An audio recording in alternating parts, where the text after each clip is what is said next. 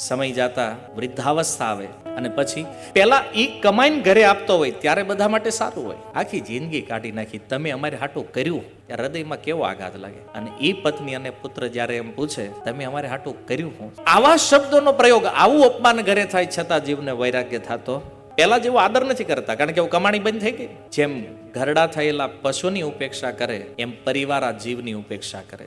આપણને એમ હોય કે આપણે બહુ સારા માણસ છીએ અને વેલ્યુ વાળા છીએ, મરવાનો સમય આવે ને તો આખા પરિવારની એક જ ઈચ્છા કે જલ્દી જાય થારું, આપણે છૂટા થઈ. આખી જિંદગીમાં બોલવાનું હતું ત્યારે નામ લેવાનો દીધું, છેલ્લે કે દાદાને રામ બોલાવો. આસક્તિ એક એવો વિષય છે કે વ્યક્તિ આ છોડી નથી શકતો. સમય જતા વૃદ્ધાવસ્થા આવે અને પછી પેલા ઈ કમાઈને ઘરે આપતો હોય ત્યારે બધા માટે સારું હોય.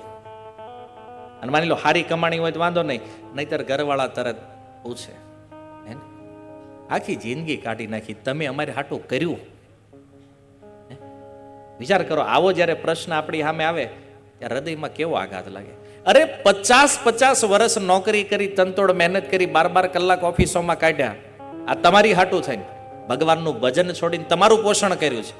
અને ઈ પત્ની અને પુત્ર જ્યારે એમ પૂછે તમે અમારે હાટું કર્યું હું, આવા શબ્દોનો પ્રયોગ, આવું અપમાન ઘરે થાય છતાં જીવને વૈરાગ્ય થતો. ઘરવાળાને ખબર પડે કે હવે આની કમાણી બંધ થઈ છે, એટીએમ પૈસા આપતું બંધ થઈ ગયું છે હવે, એમ પછી તો ઘરે બધા ખાઈ લે, જે વધેલું અન્ન હોય ને એ ખાઈને પડ્યા રહે. સમય પસાર થાય, મૃત્યુના દિવસો ગણે અને વૃદ્ધાવસ્થામાં ઘરવાળા જોવે કે ભરણ પોષણમાં પત્ની અને પુત્ર પહેલા જેવો આદર નથી કરતા, કારણ કે કમાણી બંધ થઈ ગઈ. એટલે રિસ્પેક્ટ જે પહેલા મળતી હતી એવી ન મળે. જેમ ઘરડા થયેલા પશુની ઉપેક્ષા કરે એમ પરિવાર આ જીવની ઉપેક્ષા કરે છે, તો આને વૈરાગ્ય થતો નથી. એક દિવસ જે એનું પાલન કરતો હતો, આજે બીજા એનું પાલન કરે છે. વૃદ્ધાવસ્થા આવે ને, રૂપ બગડે, શરીર રોગી થાય, જઠરગ્નિ મંદ થાય, ભોજન ઓછું થાય, પુરુષાર્થ ઓછો થાય અને મરણ ઉન્મુખ થઈ અને ઘરમાં પડ્યો રહે છે. જેમ કોઈ કૂતરાને બટકું રોટલો નીરે અને એ ખાઈ પીને પડ્યો રહે, એમ પત્ની અને પુત્રએ આપેલા ટુકડા ઉપર પોતાનું જીવન નિર્વાહ કરે છે. પછી મૃત્યુનો સમય આવે, ઉત્ક્રમણથી આંખો ચડે, શ્વાસ નળીઓમાં કફ ભરાય, શોકાતુર સંબંધીઓથી ઘેરાયેલો હોય, બધા ખાટલાની આજુબાજુ હોય અને કહેતો હવે દાદાનું શરીર છૂટે તો સારું, એ તૈયારીમાં કે જાય સારું.